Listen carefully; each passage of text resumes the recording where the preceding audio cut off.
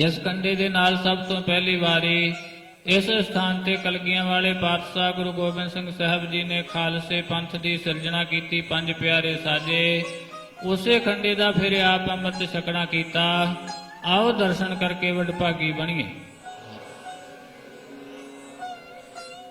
ਜਿਹੜਾ ਭਾਈ ਸਾਹਿਬ ਦੇ ਸੱਜੇ ਹੱਥ ਵਿੱਚ ਫੜਿਆ ਹੈ ਦੋ ਧਾਰਾ ਫਲਾਦੀ ਸਰਵਲੋਏ ਦਾ ਖੰਡਾ, ਉਹ ਖੰਡਾ ਹੈ ਜਿਸ ਖੰਡੇ ਦੇ ਨਾਲ ਸਭ ਤੋਂ ਪਹਿਲੀ ਵਾਰੀ ਇਸ ਸਥਾਨ ਤੇ ਕਲਗੀਆਂ ਵਾਲੇ ਪਾਤਸ਼ਾਹ ਗੁਰੂ ਗੋਬਿੰਦ ਸਿੰਘ ਸਾਹਿਬ ਜੀ ਨੇ ਖਾਲਸੇ ਪੰਥ ਦੀ ਸਿਰਜਣਾ ਕੀਤੀ, ਪੰਜ ਪਿਆਰੇ ਸਾਜੇ। ਇਸੇ ਖੰਡੇ ਦਾ ਫਿਰ ਆਪ ਅੰਮ੍ਰਿਤ ਛਕਣਾ ਕੀਤਾ। ਇਸੇ ਖੰਡੇ ਦੀ ਪੌਲ ਲਈ ਸੀ ਮਰਜੀਵੜੇ ਜੁਝਾਰੂ ਖਾਲਸਾ ਪੈਦਾ ਕੀਤੇ। ਸਤਿਗੁਰੂ ਜੀ ਦੇ ਕੀਤੇ ਹੋਏ ਵਾਚਨ ਸਵਾ ਲੱਖ ਸੇ ਇੱਕ ਲੜਾਉ, ਤਬਾ ਗੋਬਿੰਦ ਸਿੰਘ ਨਾਮ ਕਹਾਉ। ਚਮਕੌਰ ਦੀ ਗੜੀ ਵਿੱਚ ਪੂਰੇ ਕੀਤੇ। ਸਵਾ ਲੱਖ ਦੇ ਨਾਲ ਇੱਕ ਸਿੱਖ ਦਾ ਮੁਕਾਬਲਾ ਕਰਵਾਇਆ। ਸਿੰਘਾਂ ਨੇ ਜੂਝਦਿਆਂ ਹੋਇਆਂ ਜੰਗ ਦੇ ਮੈਦਾਨ ਵਿੱਚ ਸ਼ਹੀਦੀਆਂ ਪ੍ਰਾਪਤ ਕੀਤੀਆਂ। ਸਤਿਗੁਰੂ ਜੀ ਦੇ ਬਚਨਾਂ ਨੂੰ ਪੂਰਿਆਂ ਕੀਤਾ। ਉਹ ਖੰਡਾ ਹੈ ਜਿਸ ਖੰਡੇ ਦੇ ਨਾਲ ਭਾਈ ਤਾਰੂ ਸਿੰਘ ਵਰਗਿਆਂ ਨੇ ਆਪਣੀਆਂ ਖੋਪਰੀਆਂ ਉਤਰਾ ਲੈਣਾ ਕੀਤੀਆਂ। ਬਾਬਾ ਦੀਪ ਸਿੰਘ ਸਾਹਿਬ ਜੀ ਨੇ ਸੀਸ ਧੜ ਤੋਂ ਵੱਖਰੀਆਂ ਕਰਕੇ ਤਲੀ ਤੇ ਰੱਖ ਕਰਕੇ ਜੰਗ ਦੇ ਮੈਦਾਨ ਵਿੱਚ ਜੂਝਣਾ ਕੀਤਾ। ਇਹ ਦੋ ਧਾਰਾ ਖੰਡਾ ਇਸ ਖੰਡੇ ਦੀ ਪੌਲ ਸਤਿਗੁਰੂ ਜੀ ਦੇ ਤਖਤ ਸਾਹਿਬ ਵਿਖੇ ਸ਼ੋਭਾ ਪਾ ਰਹੇ ਹਨ।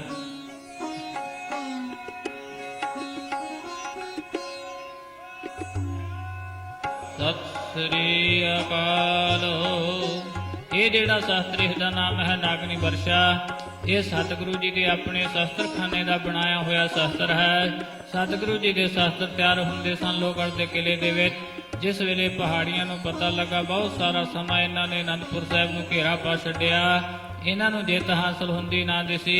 ਇਹਨਾਂ ਨੇ ਸਕੀਮ ਸੋਚੀ ਕਿ ਲੋਹਗੜ੍ਹ ਦੇ ਕਿਲੇ ਤੇ ਕਬਜ਼ਾ ਕੀਤਾ ਜਾਵੇ। ਬੜਾ ਸੌਖਾ ਅਨੰਦਪੁਰ ਸਾਹਿਬ ਜਿੱਤਿਆ ਜਾ ਸਕਦਾ ਹੈ। ਲੋਹਗੜ੍ਹ ਦੇ ਕਿਲੇ ਤੇ ਕਬਜ਼ਾ ਕਰਨ ਵਾਸਤੇ ਇੱਕ ਹਮਲਾਵਰ ਹਾਥੀ ਲਿਆ, ਉਸਨੂੰ ਸ਼ਰਾਬ ਪਿਆਈ, ਮੱਥੇ ਤੇ 7 ਤਵੀਆਂ ਲੋਹੇ ਦੀਆਂ ਮੋਟੀਆਂ ਬੰਨੀਆਂ ਕਿ ਸ਼ਰਾਬ ਦੇ ਨਸ਼ੇ ਵਿੱਚ ਮਸਤ ਹੋਇਆ ਹਾਥੀ ਜਦੋਂ ਲੋਹਗੜ੍ਹ ਦੇ ਕਿਲੇ ਦੇ ਦਰਵਾਜ਼ੇ ਨੂੰ ਟੱਕਰ ਮਾਰੇਗਾ, ਦਰਵਾਜ਼ਾ ਟੁੱਟ ਜਾਵੇਗਾ, ਅੰਦਰ ਫੌਜ ਦਾਖਲ ਹੋ ਜਾਵੇਗੀ, ਲੋਹਗੜ੍ਹ ਦੇ ਕਿਲੇ ਤੇ ਕਬਜ਼ਾ ਹੋ ਜਾਵੇਗਾ।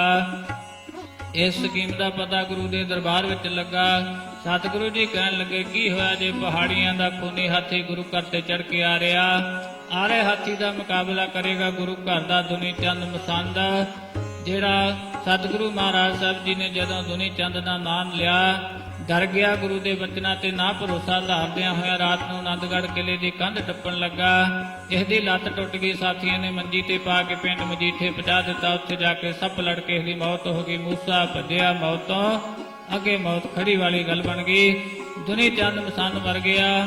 ਸਵੇਰੇ ਅੰਮ੍ਰਿਤ ਵੇਲੇ ਸਤਿਗੁਰੂ ਜੀ ਨੂੰ ਦੀਵਾਨ ਵਿੱਚ ਪਤਾ ਲੱਗਾ। ਸਤਿਗੁਰੂ ਜੀ ਕਹਿਣ ਲੱਗੇ, ਜਿਹੜਾ ਦੌੜ ਗਿਆ ਮਰ ਗਿਆ ਉਸਦਾ ਕੀ ਨਾਂ ਲੈਣਾ?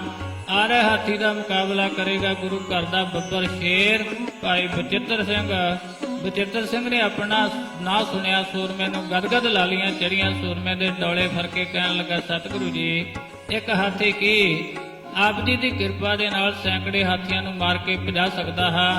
ਸਤਿਗੁਰੂ ਜੀ ਨੇ ਖੁਸ਼ ਹੋ ਕਰਕੇ ਨਾਗਨੀ ਵਰਸ਼ਾ ਦਿੱਤਾ। ਚਲਾਉਣ ਦਾ ਢੰਗ ਤਰੀਕਾ ਦੱਸਿਆ। ਭਾਈ ਬਚਿੱਤਰ ਸਿੰਘ ਨੇ ਲੋਹਗੜ੍ਹ ਦੇ ਕਿਲੇ ਦਾ ਮੈਦਾਨ ਮੱਲਿਆ। ਪਹਾੜੀਆਂ ਦਾ ਖੂਨੀ ਹਾਥੀ ਸ਼ਰਾਬ ਦੇ ਨਸ਼ੇ ਵਿੱਚ ਦੌੜਿਆ ਆ ਰਿਹਾ ਸੀ। ਭਾਈ ਬਚਿੱਤਰ ਸਿੰਘ ਨੇ ਆਪਣੀ ਮਾਰ ਥੱਲੇ ਦੇਖਿਆ। ਘੋੜੇ ਤੇ ਸਵਾਰ ਹੋ ਕੇ ਐਸਾ ਭਰਪੂਰ ਵਾਰ ਕੀਤਾ। 7 ਲੋਹੇ ਦੀਆਂ ਤਵੀਆਂ ਨੂੰ ਚੀਰਦਾ ਹੋਇਆ ਸਾਰੇ ਦਾ ਸਾਰਾ 2 ਫੁੱਟ 9 ਇੰਚ ਫਲ ਮੱਥੇ ਵਿੱਚ ਸਾਹ ਦਿੱਤਾ। ਭਾਈ ਸਾਹਿਬ ਨੇ ਜਦੋਂ ਫੁਰਤੀ ਦੇ ਨਾਲ ਮਧਾਣੀ ਦੀ ਤਰ੍ਹਾਂ ਰਿੜ ਕਰਕੇ ਖਿੱਚਿਆ, ਖੂਨ ਦੇ ਫੁਹਾਰੇ ਚੱਲੇ। ਪਹਾੜੀਆਂ ਦਾ ਖੂਨੀ ਹਾਥੀ ਪਹਾੜੀਆਂ ਦੀ ਫੌਜ ਨੂੰ ਲਤਾੜਦਾ ਮਾਰਦਾ ਦੌੜ ਗਿਆ।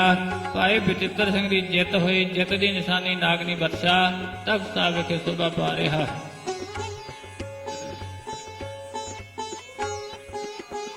ਸਤਿ ਸ੍ਰੀ ਅਕਾਲ। ਇਹ ਜਿਹੜਾ ਸ਼ਾਸਤਰੀ ਦਾ ਨਾਮ ਹੈ ਕਰਪਾ ਵਰਸ਼ਾ। ਇਸ ਤੋਂ 2 ਸਾਖੀਆਂ ਜਗਤ ਪ੍ਰਸਿੱਧ ਹਨ। ਪਹਿਲੀ ਸਾਖੀ ਇਹ ਹੈ ਕਿ ਗੁਰੂ ਗੋਬਿੰਦ ਸਿੰਘ ਮਹਾਰਾਜ ਸਾਹਿਬ ਜੀ ਨੇ ਪਹਿਲੇ ਆਨੰਦ ਕਾਰਜ ਦੇ ਸਮੇਂ ਗੁਰੂ ਕਾ ਲਾਹੌਰ ਨਗਰ ਵਸਾਇਆ। ਉੱਥੇ ਆਨੰਦ ਕਾਰਜ ਰਚਨਾ ਕੀਤਾ। ਆਨੰਦ ਕਾਰਜ ਦੇ ਸਮੇਂ ਬਹੁਤ ਸਾਰੀਆਂ ਸੰਗਤਾਂ ਦਾ ਭਾਰੀ ਇਕੱਠ ਹੋਇਆ। ਸੰਗਤਾਂ ਨੇ ਬੇਨਤੀ ਕੀਤੀ, ਸਤਿਗੁਰੂ ਜੀ ਪਹਾੜੀ ਇਲਾਕਾ ਹੈ, ਪਾਣੀ ਦੀ ਬੜੀ ਘਾਟ ਹੈ, ਕਿਰਪਾ ਕਰਕੇ ਜਲਦੀ ਬਖਸ਼ਿਸ਼ ਕਰੋ। ਸਤਿਗੁਰੂ ਜੀ ਨੇ ਸੰਗਤਾਂ ਦੀ ਬੇਨਤੀ ਨੂੰ ਪ੍ਰਵਾਨ ਕਰਦਿਆਂ ਹੋਇਆ ਕਰਪੇ ਵਰਸ਼ੇ ਨੂੰ ਹਸਤ ਕਮਲਾਂ ਵਿੱਚ ਲੈ ਕੇ 3 ਵਾਰੀ ਪੱਥਰ ਦੇ ਪਹਾੜ ਵਿੱਚ ਮਾਰਿਆ। 3 ਧਾਰਾਂ ਜਲਦੀਆਂ ਚੱਲੀਆਂ। ਅੱਜ ਵੀ ਜਲ ਉਸੇ ਤਰ੍ਹਾਂ ਚੱਲ ਰਿਹਾ। ਨਾਮ ਰੱਖਿਆ ਤਰਵੈਣੀ ਸਾਹਿਬ। ਸਰੋਵਰ ਬਣਿਆ, ਗੁਰਦੁਆਰਾ ਸਾਹਿਬ ਬਣਿਆ ਹੋਇਆ ਹੈ।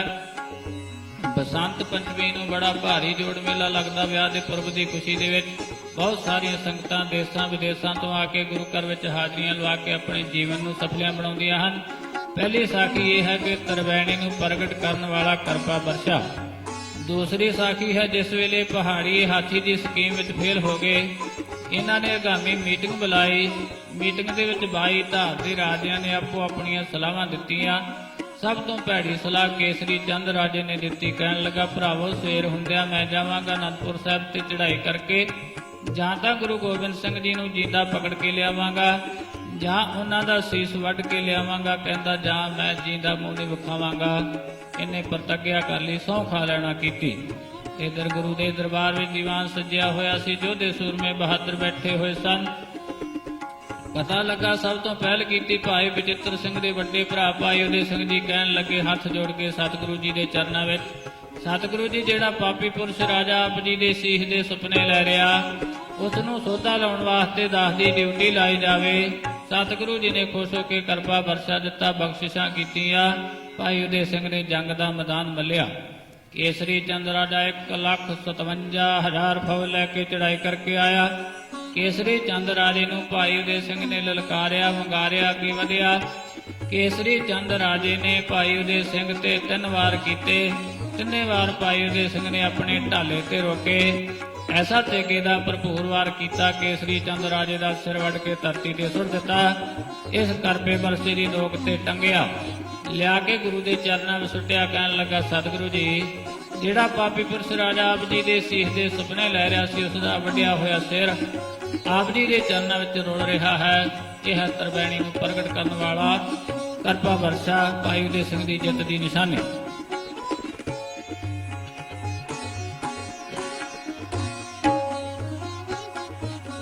ਸਤਿ ਸ੍ਰੀ ਅਕਾਲ। ਇਹ ਜਿਹੜਾ ਸ਼ਾਸਤਰ, ਇਹਦਾ ਨਾਮ ਹੈ ਬੰਦੂਕ। ਇਹਦੇ ਵੱਟ ਉੱਪਰ ਉਰਦੂ ਅੱਖਰਾਂ ਵਿੱਚ ਲਿਖਿਆ ਹੋਇਆ ਕਾਰਖਾਨਾ ਲਾਹੌਰ। ਇੱਥੋਂ ਪਤਾ ਲੱਗਦਾ ਕਿ ਲਾਹੌਰ ਦੇ ਕਿਸੇ ਕਾਰਖਾਨੇ ਦੀ ਬਣੀ ਹੋਈ ਹੈ। ਕਿਸੇ ਮਿਸਤਰੀ ਸਿੰਘ ਨੇ ਤਿਆਰ ਕਰਕੇ ਸਤਿਗੁਰੂ ਜੀ ਨੂੰ ਭੇਟਾ ਕੀਤੀ। ਨਾਲ ਹੀ ਬੇਨਤੀ ਕੀਤੀ, ਸਤਿਗੁਰੂ ਜੀ, ਇਸ ਦਾ ਨਿਸ਼ਾਨਾ ਬੜਾ ਚੋਖਾ ਹੈ।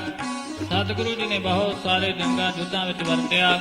ਹੁਣ ਤੱਕ ਸਾਹਿਬ ਵਿਖੇ ਸੁਭਾ ਪਾਰੀ, ਇਸ ਦਾ ਨਾਮ ਹੈ ਬੰਦੂਕ। ਸਤਿ ਸ੍ਰੀ ਅਕਾਲ। ਇਹ ਜਿਹੜਾ ਸ਼ਾਸਤਰ, ਇਹਦਾ ਨਾਮ ਹੈ ਸਾਹਿਬ। ਅਰਬੀ ਵਿੱਚ ਇਸ ਨੂੰ ਜ਼ੁਲਫਕਾਰ ਬਾਣਾ ਵੀ ਕਿਹਾ ਜਾਂਦਾ। ਮੁਸਲਮਾਨਾਂ ਦਾ ਧਾਰਮਿਕ ਸ਼ਾਸਤਰ, ਪੀਰਾਂ ਫਕੀਰਾਂ ਦਾ ਸ਼ਾਸਤਰ, ਮੱਕੇ ਵਿੱਚੋਂ ਆਇਆ ਹੋਇਆ। ਬਣੇ ਨੂੰ 1400 ਸਾਲ ਤੋਂ ਵੱਧ ਸਮਾਂ ਹੋ ਗਿਆ। ਗੁਰੂ ਘਰ ਵਿੱਚ ਕਿਸ ਤਰ੍ਹਾਂ ਪਹੁੰਚਿਆ? ਬਹਾਦਰ ਸ਼ਾਹ ਰਾਜ ਭਾਗ ਹਾਰ ਗਿਆ। ਆਇਆ ਗੁਰੂ ਗੋਬਿੰਦ ਸਿੰਘ ਸਾਹਿਬ ਜੀ ਦੇ ਚਰਨਾਂ ਵਿੱਚ, ਆਣ ਕੇ ਬੇਨਤੀ ਕੀਤੀ, ਸਤਿਗੁਰੂ ਜੀ, ਮੇਰਾ ਰਾਜ ਭਾਗ ਖੁੱਸ ਗਿਆ, ਦੁਬਾਰਾ ਦਿਵਾਉਣਾ ਕਰੋ। ਸਤਿਗੁਰੂ ਜੀ ਦਇਆ ਦੇ ਘਰ ਵਿੱਚ ਆਏ, ਇਸ ਦੀ ਬੇਨਤੀ ਨੂੰ ਪ੍ਰਵਾਨ ਕੀਤਾ। ਪ੍ਰਵਾਨ ਕਰਕੇ ਸਤਿਗੁਰੂ ਜੀ ਨੇ ਸਿੰਘਾਂ ਦਾ ਜਥਾ ਇਸ ਦੇ ਨਾਲ ਭੇਜਿਆ। ਜੰਗ ਦੇ ਮੈਦਾਨ ਵਿੱਚ ਜਿੱਤ ਪ੍ਰਾਪਤ ਕਰਵਾਈ। ਜਿੱਤ ਦੇ ਡੰਕੇ ਵਜਾਉਂਦਾ ਆਗਰੇ ਦੇ ਕਿਲੇ ਵਿੱਚ ਪ੍ਰਵੇਸ਼ ਹੋਇਆ। ਉੱਥੇ ਆਪਣੀ ਤਾਸਪੋਸੀ ਵਾਸਤੇ ਬਹੁਤ ਸਾਰੇ ਮਿੱਤਰ ਹਤੈਸੀ ਬੁਲਾਏ। ਗੁਰੂ ਗੋਬਿੰਦ ਸਿੰਘ ਸਾਹਿਬ ਜੀ ਦੇ ਚਰਨਾਂ ਵਿੱਚ ਵੀ ਬੇਨਤੀ ਭੇਜੀ। ਸਤਿਗੁਰੂ ਜੀ ਬੇਨਤੀ ਨੂੰ ਪ੍ਰਵਾਨ ਕਰਦਿਆਂ ਹੋਇਆ ਆਗਰੇ ਦੇ ਕਿਲੇ ਵਿੱਚ ਘੋੜੇ ਤੇ ਚੜ੍ਹ ਕੇ ਪ੍ਰਵੇਸ਼ ਕੀਤਾ। ਬਹੁਤ ਸਾਰੀਆਂ ਤੋਪਾਂ ਦੀ ਸਲਾਮੀ ਦਿੱਤੀ। ਸਲਾਮੀ ਦੇਣ ਤੋਂ ਬਾਅਦ ਸਤਿਗੁਰੂ ਜੀ ਦੇ ਚਰਨਾਂ ਵਿੱਚ ਹੀਰੇ ਜਵਾਹਰਾਤ ਭੇਟਾ ਕੀਤੇ। ਨਾਲ ਹੀ ਬੇਨਤੀ ਕੀਤੀ, ਸਤਿਗੁਰੂ ਜੀ, ਤੁਸੀਂ ਮਹਾਨ ਹਿੰਦੁਸਤਾਨ ਦੇ ਪੀਰਾਂ ਦੇ ਪੀਰ, ਗੁਰੂਆਂ ਦੇ ਗੁਰੂ ਜੇ। ਮੇਰਾ ਖੁੱਸਿਆ ਹੋਇਆ ਰਾਜ ਭਾਗ ਤੁਸਾਂ ਨੇ ਦੁਬਾਰਾ ਦਿਵਾਉਣਾ ਕੀਤਾ। ਮੇਰੇ ਕੋਲ ਸਾਡੇ ਪੀਰਾਂ ਦਾ ਸ਼ਾਸਤਰ ਹੈ, ਪ੍ਰਵਾਨ ਕਰੋ। ਸਤਿਗੁਰੂ ਜੀ ਨੇ ਕਬੂਲ ਫਰਮਾਇਆ। ਉਸ ਦਿਨ ਤੋਂ ਸਾਹਿਬ ਗੁਰੂ ਘਰ ਵਿੱਚ ਸ਼ੋਭਾ ਪਾ ਰਹੀ ਹੈ।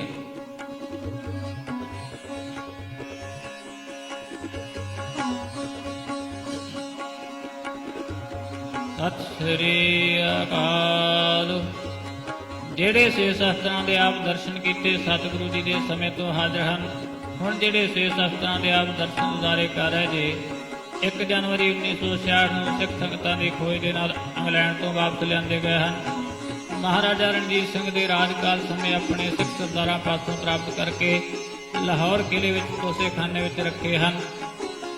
ਅਤੇ ਬਹੁਤ ਸਾਰਾ ਸਤਿਕਾਰ ਦੇ ਨਾਲ ਜਿਸ ਵੇਲੇ ਸਿੱਖ ਰਾਜ ਦਾ ਖਾਤਮਾ ਹੋਇਆ, ਲਾਲ ਡਲਹੌਜੀ ਇੱਥੇ ਗਵਰਨਰ ਬਣ ਕੇ ਆਇਆ।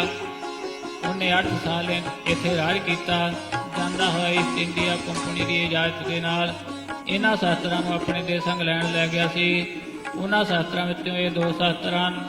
ਭਾਈ ਸਾਹਿਬ ਦੇ ਸੱਜੇ ਹੱਥ ਵਿੱਚ ਫੜਿਆ ਸ਼ਮਸ਼ੀਰੇ ਟੇਰੇ ਸਤਿਗੁਰੂ ਜੀ ਦੇ ਕਮਰ ਕੱਸੇ ਦਾ ਸ਼ਾਸਤਰ ਹੱਥੋਂ ਹੱਥ ਲੜਾਈ ਵੇਲੇ ਵਰਤਿਆ ਜਾਂਦਾ ਸੀ।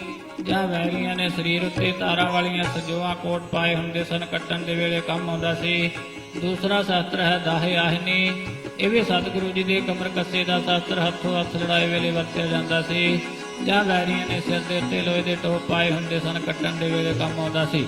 ਦੋਨੇ ਸ਼ਾਸਤਰ ਸਤਿਗੁਰੂ ਜੀ ਦੇ ਤਖਤ ਸਾਹਿਬ ਵਿਖੇ ਸ਼ੋਭਾ ਪਾ ਰਹੇ ਹਨ। ਸਤਿ ਸ੍ਰੀ ਅਕਾਲ। ਇਹ ਵੀ ਦੋਨੇ ਸ਼ਾਸਤਰ ਇੰਗਲੈਂਡ ਤੋਂ ਵਾਪਸ ਲਿਆਂਦੇ ਗਏ ਹਨ। ਸੱਜੇ ਹੱਥ ਵਿੱਚ ਸੁਨਹਿਰੀ ਚੱਕਰ, ਜਿਸ ਦੇ ਕਿਸੇ ਪ੍ਰੇਮੀ ਸਿੱਖ ਨੇ 22 ਜਪਜੀ ਸਾਹਿਬ ਦੀਆਂ ਪੌੜੀਆਂ ਦੋਨਾਂ ਪਾਸਿਆਂ ਤੇ ਲਿਖ ਕਰਕੇ ਗੁਰਮੁਖੀ ਅੱਖਰਾਂ ਵਿੱਚ, ਪੰਜਾਬੀ ਅੱਖਰਾਂ ਵਿੱਚ ਸਤਿਗੁਰੂ ਜੀ ਨੂੰ ਭੇਟਾ ਕੀਤਾ। ਨਾਲ ਹੀ ਬੇਨਤੀ ਕੀਤੀ, ਸਤਿਗੁਰੂ ਜੀ ਇਸ ਚੱਕਰ ਨੂੰ ਆਪਣੇ ਸਿਰ ਦੇ ਉੱਤੇ ਦਸਤਾਰ ਵਿੱਚ ਸਜਾਉਣਾ ਕਰੋ, ਜਿਹੜੀਆਂ ਅੱਜ ਵੀ ਬੜੀ ਆਸਾਨੀ ਨਾਲ ਪੜ੍ਹੀਆਂ ਜਾਂਦੀਆਂ। ਸਤਿਗੁਰੂ ਜੀ ਨੇ ਬਹੁਤ ਸਾਰਾ ਸਮਾਂ ਇਸ ਚੱਕਰ ਨੂੰ ਆਪਣੇ ਸਿਰ ਦੇ ਉੱਤੇ ਦਮਾਲੇ ਵਿੱਚ ਸਜਾਉਣਾ ਕੀਤਾ। ਹੁਣ ਤੱਕ ਸਾਹਿਬ ਵਿਖੇ ਸ਼ੋਭਾ ਪਾ ਰਿਹਾ। ਗੈਂਡੇ ਦੇ ਖਲ ਦੀ ਬਣੀ ਹੋਈ ਢਾਲ ਬਣੀ ਨੂੰ 300 ਸਾਲ ਤੋਂ ਵੱਧ ਸਮਾਂ ਹੋ ਗਿਆ। ਦੇਖਣ ਨੂੰ ਅੱਜ ਵੀ ਨਵੀਂ ਲੱਗਦੀ ਹੈ। ਇਸ ਵਿੱਚ ਇਹ ਸਿਫਤ ਹੈ, ਉਸ ਸਮੇਂ ਦਾ ਕੋਈ ਵੀ ਸ਼ਾਸਤਰ ਇਸ ਤੇ ਆਰ ਪਾਰ ਨਹੀਂ ਸੀ ਹੁੰਦਾ, ਕਾਰਗਲ ਨਹੀਂ ਸੀ ਹੁੰਦਾ। ਬਹੁਤ ਸਾਰੇ ਜੰਗਾਂ ਯੁੱਧਾਂ ਵਿੱਚ ਸਤਿਗੁਰੂ ਜੀ ਨੇ ਇਸ ਢਾਲ ਨੂੰ ਵਰਤਿਆ। ਹੁਣ ਤਖਤ ਸਾਹਿਬ ਵਿਖੇ ਸ਼ੋਭਾ ਪਾ ਰਹੀ ਸਤਿਗੁਰੂ ਜੀ ਦੇ ਸੁਨਹਿਰੀ ਚੱਕਰ ਤੇ ਗੈਂਡੇ ਦੇ ਖਲ ਦੀ ਬਣੀ ਹੋਈ ਢਾਲ।